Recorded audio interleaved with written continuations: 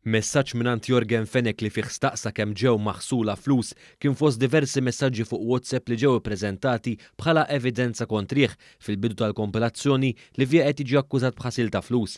Is-suspettat mandant fil-qtil ta' Defni Caruana Galizia qed jiġi akkużat bi frodi u b'attentat li jaħsel mal-45,000 euro f'każ li allegatament jinvolvi wkoll 4 persuni oħra.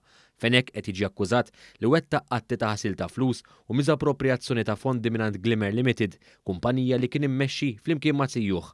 4 persuni oħra fosthom il-kap tal-operat tal-kumpanija u d-direttur qed ikunu mixlija b'akkużi simili. Meta ppreżenta l-evidenza l-Ispettur Brian Camilleri ikkonferma li l-ammont involut fil-każ ilaħħaq il-45,000 euro b'żewġ somom ta' 5,000 u 40,000 rispettivament.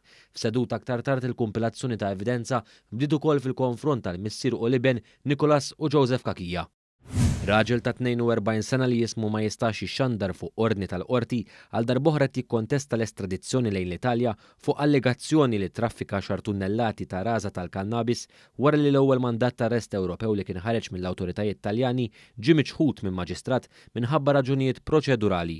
Ir-raġel baqa' jinżamm taħt arrest sakemm il-każ tiegħu jinstema' f'seduta għada quddiem maġistrat ieħor. Waqt il-proċeduri tul il-jum ta' tnejn, l-ispetturi Margalja u Omar Sammit spjegaw kif għalkemm isem l-akkużat fis-sistema tal-informazzjoni tax-Schengen baqgħet l-istess, din kellha rabta ma' mandat ieħor li kien diġà ġie miċħud mill-qrati. Argumenta li l-awtoritajiet Taljani solvew l-iżbalji li ġew irrimarkati mill-Qorti Maltija u ħarġu mandat ieħor. Wara li semet diversi argumenti brabta mat-talba l-ħelsien mill-arrest, il-qorti ċaħdet il-ħelsien tiegħu f'dan l-istadju. Wara li ntemmet is-seduta, għam argument jaħraq bejn l-avukati tad-difiża u tal-prosekuzzjoni b'wieħed jgħid lejn ieħor li l-imputat se jorqod il-ħabs għal xejn. Id-difiża kkundannat lill-prosekuzzjoni talli tagħthom l-evidenza kontra l-akkużat 30 minuta biss qabel tressaq il-qorti. Il-każ se jkompli jinstema' tlieta.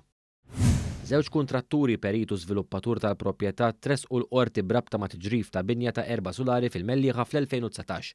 Il-perit Anthony Fenech Vella ta' 72 sena, l-iżviluppatur Godwin Mifsud 64 sena u l-kuntratturi Bartolomeu Mikallef u Joseph Gatt 52 sena deru quddiem il-Maġistrat Charmaine Gallia 2 b'akkużi li weġġgħu ħafif lill-anzjana residenta fil-binja kif ukoll li bin-negliġenza tagħhom ikkawżaw danni fuq 4 residenti.